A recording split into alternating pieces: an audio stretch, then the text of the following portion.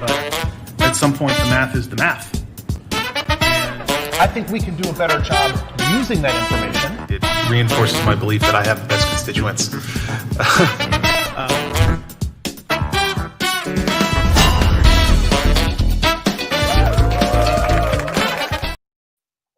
Hello, Austin. Hello, Clawbackers. Hello, District 6. Welcome to another episode of the Clawback. Glad to have you all joining us today. We've got a great show. We've got two really wonderful guests. Unfortunately, our musical guest having some technical challenges with the audio setup today, so she won't be joining us. We will bring her back on a future episode. So today, we have the pleasure of digging in a little deeper into public safety and metrics with our two guests, Selena from the Austin Ems Association and Mimi Stiles from Measure. But to start us off, let's talk about some pandemic stuff real quick. I'm going to pull up the website, and you can see, as per usual, austintexas.gov/COVID-19. That's where you see all the city's COVID information. You can scroll down and see the digital dashboard and then the staging dashboard. Here's the digital dashboard, has all the fun numbers on it. You can see new cases per day, kind of an interesting leveling, maybe even a reducing slightly the new cases reported per day. This is a chart that we've all been very concerned about, a big disparity in our Hispanic community with their infections, much greater than that percentage of the population, trending into a better, more equitable ratio. Still got a lot of work left to do there, but better that the trend line be headed in the right direction than the wrong direction. So that's pretty good. And you can see kind of all the other breakdown stuff. And again, the zip code map. And again, like I said, tell you every week, the zip code map's like kind of my least favorite map because it's not equal population in each of these cells. This zip code specifically in Pflugerville has an enormous population just based on how growth happens and zip codes are done. The more interesting chart, the kind of the exciting chart, is our staging chart. So there's a lot of numbers around the pandemic, and I certainly get emails and communications from the public saying, well, what about this number? What about that number? Yes, you have two full dashboards that are regularly updated, but this other number I've come up with is now the most important number. This is part of the challenge with running numbers and having metrics. It'll be a fascinating conversation with Mimi Stiles later in the show. But what we're seeing here, this is the chart we use to determine the opening guidelines, the requirements and the stay homes and all the things. And you can see, Austin, oh, I love you so much. You're doing a good job. This is the whole MSA. This is not even just City of Austin, the whole MSA.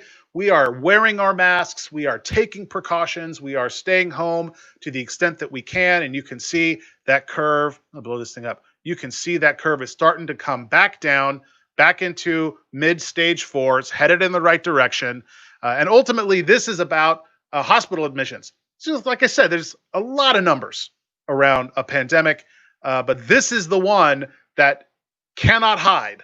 The number of people in a hospital is a countable number, as opposed to you may have gotten the infection, but your body, for whatever reason, didn't have extreme symptoms or whatever. Maybe you didn't get tested. But if you go to the hospital, it's a number we know. And hospitalization, hospital beds, is our limited resource. It's the resource that if we cross that threshold and run out of hospital beds, it doesn't just harm folks who have the virus. It harms everyone who might need a hospital or might need hospital services. And so this trend line is heading in a good direction. One of the other things that we're learning is that other regions beyond our MSA, our metro area, especially when you get into rural areas, they don't have the kind of hospital capacity that you have in urban areas or that you have in Austin or Houston or Dallas or San Antonio. And so when those communities start to spike, they don't really have a lot of flexibility. There's not a lot of changes they can make.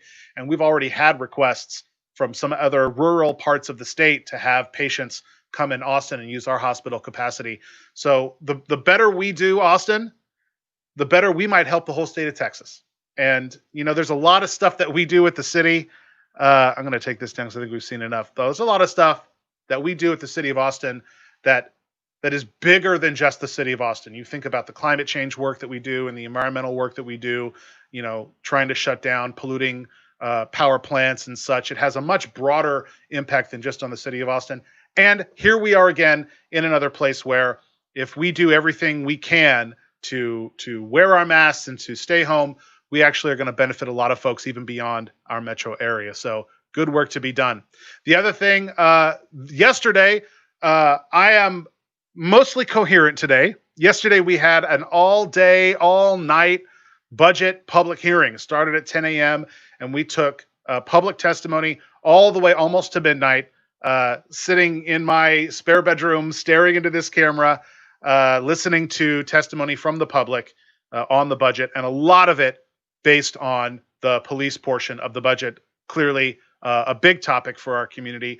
Also, a lot of conversation on the budget for other public safety agencies, especially EMS, and Selena, who is the president of that association, will be joining us in a minute. But one of the frustrations of the process, right? And there's a lot of process in government. One of the frustrations is that there are sometimes just steps that have to step, and then you get to the place you want to get. And one of those steps is the manager puts out his draft budget, and then the council amends it. Happens every year. And I'm not a fan of what the manager put out. And I think the public sometimes can get that confused, where they think that because the manager put it out that it was all consulted with by the council and we've somehow signed off on it. That is actually the opposite of how it works. We don't get to see his draft budget before it's published.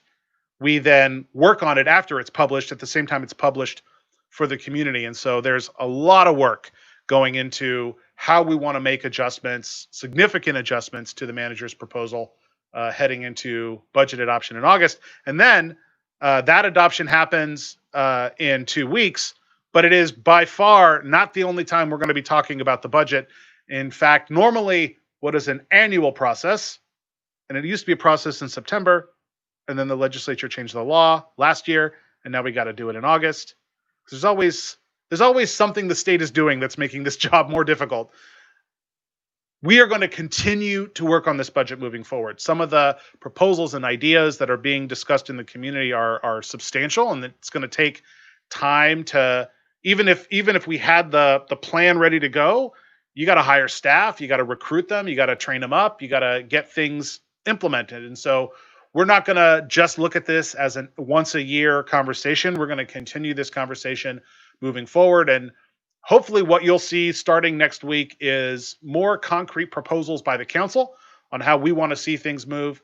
And then you'll see, by the time we get to adoption, you'll see the calendar of continuing budget adjustments that the council is intending to do as we shift a $1 billion operation into a much better place. So a lot of stuff that we could be talking about. I want to bring on my first guest and talk about EMS. So welcome to the show, Selena. Hi, Jimmy. Good to be with you. Yeah, thanks for coming on the show today. Why don't you just start off and kind of let folks know what the association does and how your members have been managing in this pandemic? Yeah. So as you said, my name's Selena. I'm president of the Austin Ems Association, and we represent 500 of the medics that respond to 911 calls in Austin and Travis County. It is a very big job, and these past few months have really shown what an awesome job we're doing, and really taking a huge role in how we've been able to keep the community safe. So in these past few months, because our medical director is Dr. Escott, he is also the acting health authority, so he has been able to really leverage EMS in the community's response. So I'll give you some examples. Our medics right now, we have paramedics in communications. When you call 911, if you think you have COVID, you'll actually be transferred over to them to have a prolonged conversation to see if you are stable and you don't actually need to go to the ER, but they can help you sign up for a test. We also have our infectious disease response unit. Those medics have been responsible for swabbing every nursing home in Austin, even in this general area in Central Texas. They also have been responsible for swabbing construction sites because we know that construction sites and nursing homes were places where there was COVID-19 really running through those different populations. And so our medics have been really doing a great job, and especially in the beginning of the pandemic, really keeping our numbers low. Now that we've seen that our numbers have really started to rise, you asked about how morale is doing and everything, and it is really starting to take a toll on our medics. I think that the heat really makes things much worse. Our medics are having to wear, 4 layers of clothing, 2 gowns right now, and then 3 forms of protective gear around your face. And so doing that while it's 100+ degrees outside, having to go up flights of stairs with 100 pounds of gear, it is just really, really taxing. I also think that the police brutality protest, we work with police officers on scenes. We also have had some protesters target EMS. I think that, there's just a lot of frustration at the city in general. So I understand why some of those things are happening, but it definitely has made us feel like we are, looking for COVID-19. We're looking for other, just new things that we have not experienced ever before. So it's definitely taking a toll on us. I think, something that I have heard is that while you're an EMS, you knew that this job was dangerous. And I agree. When I took this job, I knew that there was a possibility that I could get shot or, be in a car accident, or when I'm taking care of somebody in the middle of the road, be hit. I totally understand that. I think that what's changed about COVID-19 is that our medics are taking home COVID-19 to their immunocompromised kids, to their elderly parents, and nobody could have anticipated a global pandemic that affects those vulnerable populations in that way. And so it really is taking a toll on our folks. So I really appreciate you asking. Yeah, it's, one of the things that I learned, one of the first things that I learned coming into the council back, my term started in 2017, was, we have these 3 big public safety agencies. Generally, we have 3, right? Police, fire, EMS. And a lot of cities only have 2, where fire and EMS, same thing, but we have 3. Williamson County also has 3, although it's not that common. It seems to be pretty common in Central Texas. So we have these 3 safety agencies, and certainly between fire and EMS, 2/3 of the calls you send a fire truck to are medical calls. Mm-hmm. But the fire budget is significantly larger than the EMS budget. And there's a disconnect between the community's needs and the budget of the city. And yeah, go ahead. Well, I was just going to say, I think you're right. And I think that we developed these public safety agencies, for EMS 50 years ago, for police fire hundreds of years ago, 100 years ago. And as society has changed, public safety really hasn't caught up to the changes. I mean, with really strong fire codes and buildings, we just don't see that many fires anymore. And we just see people call 911 so much right now and using that. And a lot of that also has to do with just, growing income inequality, a lot of challenges that some of our poorer communities face. And so even in EMS, we see that so much of what we do is actually a public health issue. And I think that we see that so much of what fire does is EMS. And so therefore, so much of what they do is also public health. So I really do think that the reimagining public safety comes at a really good time, because we continue to send the most expensive resources in the city to things where anybody in dispatch, any medic on the street can tell you that that call is not going to need a fire truck, probably doesn't even need an ambulance, probably just needs a community health paramedic. But because of the way that we deal with liability and other things, we just refuse to really have those hard conversations. And that's why I'm super excited about the Public Safety Committee, because I think we can really start having those hard conversations and understanding that, we might miss one call out of 500 if we are doing this new triaging thing, but it's worth it for the savings to the community. And also because so many people will be actually helped, as opposed to sending this Band-Aid that is the most expensive Band-Aid in the city. And I think you make a great point, Selena, because whenever you engage in a change conversation, the people who are in the thing that's being talked about change get very defensive. This isn't about the people who are in the fire department or in large part who are in the police department. It's not about them having invented the problems of public safety. Right. You don't have to defend it. Yeah. Come to the table and lean in on a type of reform that will both improve public safety and reduce cost.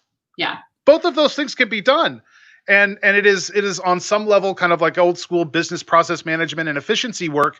And, as a former business guy myself, and I have an MBA, and, that stuff really gets me excited to think about how we can better design these systems that are both targeted to the need the community has and are going to be cost recovery. Because the other piece of it is when you send an ambulance, you can actually bill insurance, but if you send a fire truck, you cannot.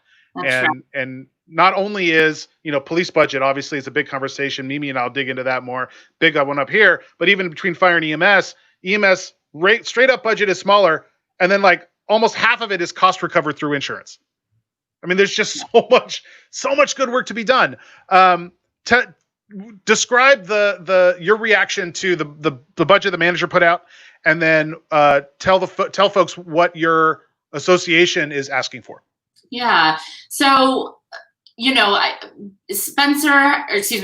Manager Kronk has been working for months on developing his budget, and I just really don't think that the budget reflected a lot of calls from the community, and also they haven't really reflected what's going on in this whole world. I mean, there's a global pandemic, and we have seen recently that every single Austin ambulance was on a call. So we have 33 Austin ambulances, and 32 of them were on a call at the same time. And so we're also seeing that more and more different sectors don't have any ambulances available. And it's because COVID has increased our call volume. It's also prolonged our call due to the extended triage and due to our medics decontaminating the ambulance and doing a really good job at that. And also making sure that they have some rest time after running a call outside in this heat. And so a lot of those really large difficulties have not been reflected in this budget. And so we were very, very disappointed that City Manager Kronk did not add any additional ambulances. He did add one ambulance, but that ambulance doesn't start until next July. And it is also going to be placed in the southwest corner of Austin, where we are seeing a lot of difficulties with call volumes in central Austin. And so we are calling on him to add 4 ambulances to central Austin. And I've been working really closely with city council members. I've been working really closely with you, and also City Council Member Alter, Paige Ellis. Everybody has been really supportive. Natasha Harper Madison. And so, I hope that we can come up with a budget that's more reflective of the community's needs. Well, I think that we will. I think the council will get there, and not to have a full-throated defense of Spencer when I don't like the budget he put out, but if the choices before us to get what we want are hard choices, and they are, then it probably does make more sense for the council to make those choices. So I think we can be frustrated with the budget the manager put out, but we can also work together to get the budget we want. And I'm glad to have you as a partner in that work, Selena. Thank you and all of your members for the hard work that you're doing. You are literally the front lines in I don't want to say unprecedented anymore. I just feel like the word has lost its meaning. It's like we're through the looking glass, and you guys are on both sides of the glass and also have to repair it. My metaphor's not working, but you've got some fans. I want to show some of the Facebook and YouTube comments for you. You're very much appreciated, not just by me, but by everyone in the city and in District 6. And also thanks to the association for your endorsement in my reelection, yes. the first public safety agency to make an endorsement in the council race. And I'm so appreciative to have your support. Yeah, we're so happy to support you, and really think that in the next 6 years, you are really going to take seriously this call for reimagining public safety, and your idea to start the committee, I think, is so brilliant and necessary. I mean, all these meetings we've seen So much really important conversations have been brought up. So we really look forward to working with you in the next 6 years. Awesome. Thank you so much, Selena, and stay safe out there. Thank you. Oop, oop, oop. There we go. Yeah, the whole, I mean, one of the first budget, the first budget I got to work on after I got elected, and Councilmember Alter and I got elected in the same cycle. We both went into that budget trying to figure out, the fire department was under a consent decree, I think, or they had just come out of one, and we started digging into 911 calls, and the former fire chief, Rhoda May Kerr, I'll never forget the budget work session we were in when she said that 2/3 of the calls that you send a fire truck to are medical calls, and less than 1% are structure fires. It just blew my mind. Because in reality, the fire department is basically an emergency response department. It does so much more than fires. And, beyond a nomenclature issue, that 911 analysis really tells a big story about how we might want to right-size departments to the needs of a community. It all gets underpinned with data, which is why I'm so excited to have my next guest come on the show. A powerhouse of actual analytical analysis in this community, the amazing Mimi Stiles. Hi, Mimi. Hello. Thank you for having me. Yeah, thanks for coming on the show. I am a huge fan of yours. I love the work that you're doing with Measure. First, how are you doing? How is your family doing in this time, for lack of a better word? Well, thank you for asking. This, first of all, the work of Measure is done by so many people. I literally just get to talk a lot about it and also contribute to it. But the work has been incredible because of just the community collaboration that has happened around it, right? And the support that Measure has gotten from so many amazing, especially Black and brown women that have just circled around this work. Family-wise, this has been one of the most incredible times for this, just personally, the Stiles family, right? I mean, we are a Black family that's living during this global pandemic, but then also during this phenomenal movement of people in this movement for Black lives. So it's been a lot. We've lost family members due to COVID-19 very early on, and so having to deal with that. And then also just the mental toll. And I'm going to be very clear and honest, Black people have had to endure so much trauma just by walking around in our skin. And now we're dealing with trauma upon trauma upon trauma with pandemic and movement for Black lives. And then still, having to advocate for the value of Black life, even in this season of this new budget. So it's been a lot of work, but incredible work too, to see happen. Well, one of the phrases that has really become my kind of repeating phrase in my head is emotional labor.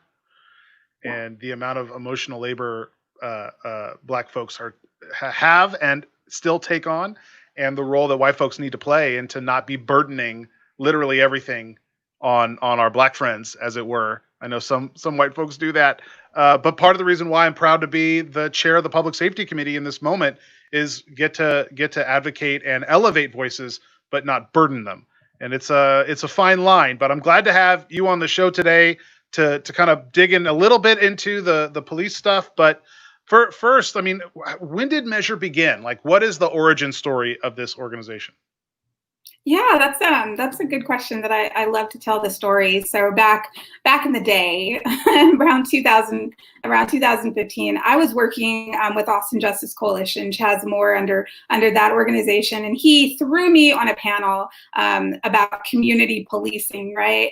And I was on that panel and began to ask questions about data before data was sexy to talk about, right? And so I knew that I was supposed to have that hat on as kind of like that angry Black woman activist. This is how you're treating us. This is how we're feeling. This is the emotional response, which all of that is definitely there. But instead, I started asking questions to the now chief of police, Manley, and then to some other folks that were on that panel about, including the mayor, what are the key performance indicators that are assessing community policing if this is a priority?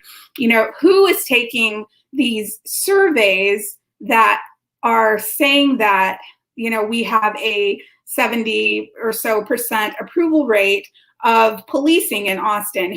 What's the survey methodology? Who's getting the survey? And I don't know anyone that got the survey. So I started asking those types of questions. And then after that panel was really challenged to think of a solution, right? And so my solution was to bring together activists and also police officers in one space to really dream up what we thought of as great metrics to assess, community policing, assess what trust could look like, and so forth. And so that's really where it came from. It really was like the Measure Austin project, right?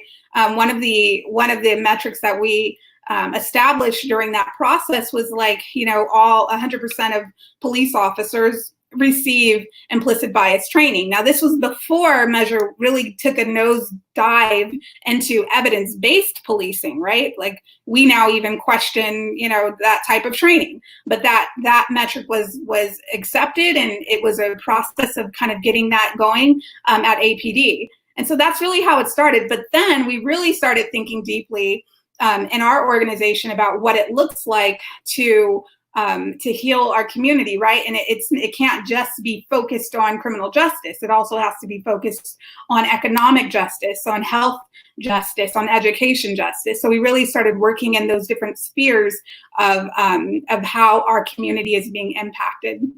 Today, Measure is really laser focused on our tools that we've innovated and are still piloting some of them. But we want to provide data and evaluation support to other Black and Brown-led nonprofits for as free as possible. Like that's our goal. We understand that there are so many organizations in Austin that are led by Black people, that are led by Brown people, that are serving Brown and Black people, but that don't have some of these tools like creating key performance indicators or like creating a survey that's ethical, that's strong, that's rigorous in order to find out, what the insights they need in order to keep their projects going and in order to maintain the stability that they need in order to continue to serve Austin. So that's really the work that we're doing right now. That's such important work, and the constituents that I speak to, in large part, the vast majority are very excited about this kind of reimagining or rethinking or kind of pick almost any word. But now we're getting into the real deal, into the actual work.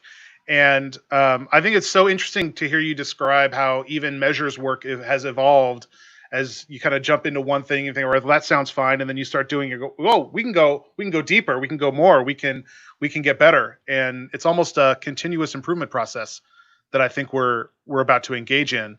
And we're going to try some things. We're going to start doing stuff. We're going to do it as much data driven as we possibly can, which is often the thing my constituents ask for. And I'm really glad to have you be part of the community effort, backing up data driven process.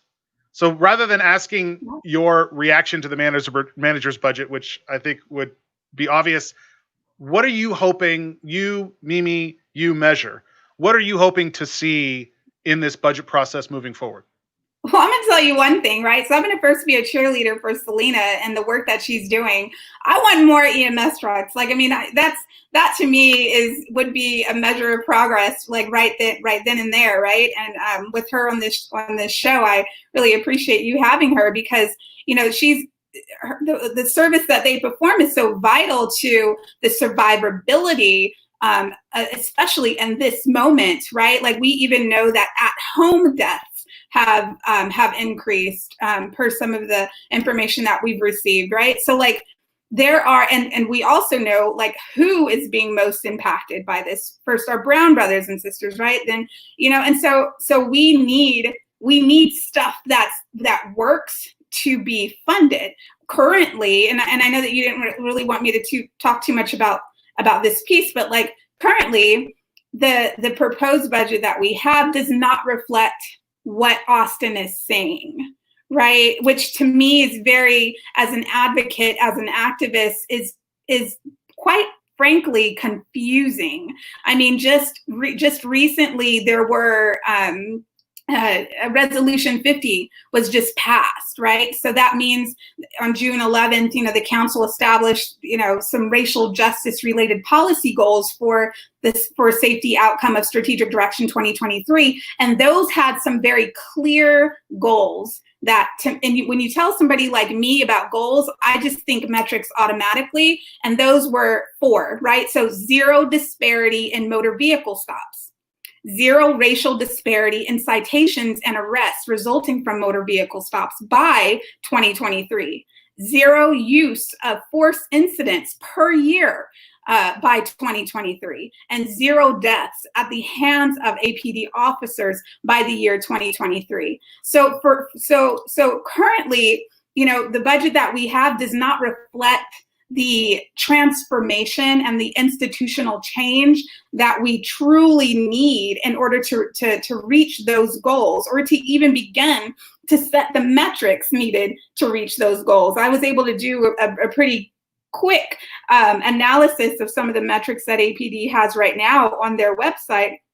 And those metrics have no correlation between, reaching the goals that the city has set. So the community is really tired of being pacified by talk, right?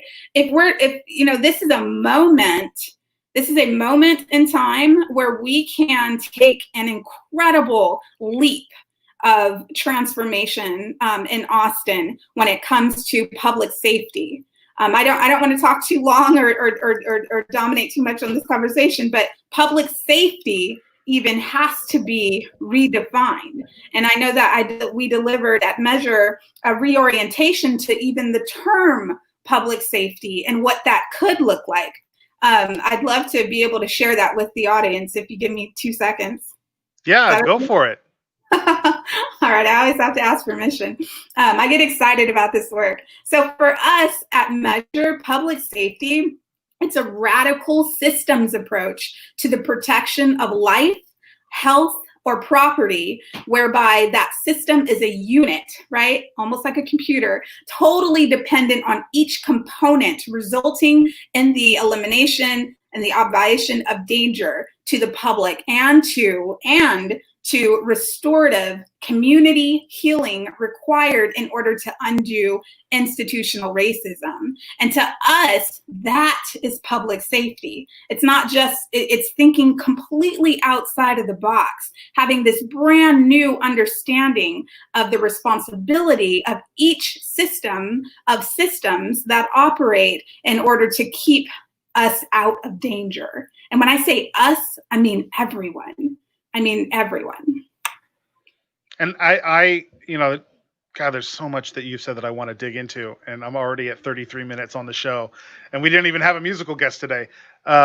There's so much great work to be done here, and I know the council is committed to getting as much of this done in the August adoption of the budget as possible, but also, as I said earlier, a continuous improvement process where we're telling the public in advance, all right, we're going to do some stuff in August. We're coming back in 2 months and doing a little bit more. And we're coming back 2 months after that and doing a little bit more. This is not a conversation that ends in August and we kind of dust off our hands and say that it's over.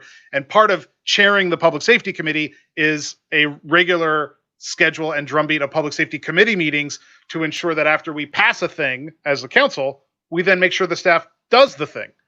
And what I see happening in other cities right now is you'll see a headline, and I bring this up intentionally, right? Because I'm getting some emails from folks that think things are happening that aren't yet happening. So you have angry folks on one side that we're not doing anything yet, and you have angry folks on the other side that think I have already voted to eliminate a police department. There's just a big disconnect. So you'll have news headlines in one city that'll say, City Council of Berkeley votes to eliminate traffic enforcement. And then you read the article and it says that the council passed a resolution directing the manager to go explore what it would look like to have a civilian non-sworn traffic enforcement division. Right? It's you take the vote to go explore it before you actually do it, but then the headline says as if it were done. And I am tired of doing that in Austin. Yeah. I am tired of passing more resolutions. We did that. That was June 11th. I am no longer interested in passing more resolutions that direct the manager to go explore. I'm ready to do. Right. And we're going to do as much as we can in the next 2 weeks. And I think for the public, you're going to see the council start putting its proposals out next week. I'm certainly putting some of mine out next week. We'll have some council work sessions. There's another budget hearing for the public on the 30th, which is also in the middle of a 2-day council meeting that has over 170 items. It's a busy time of year. And then we'll get into the following week, that second week of August, and we'll do budget adoption. And we'll also, in the middle of all this, we're also doing Project Connect and doing a historic investment in public transportation that covers the entire city. So, just a few things that we're working on. Just a couple, but I'm really excited to hear the nature of the way that that council is going about it, right? Like yesterday, there was a huge turnout. I know that Measure Alone had several of our chiefs there speaking and talking and giving some ideas.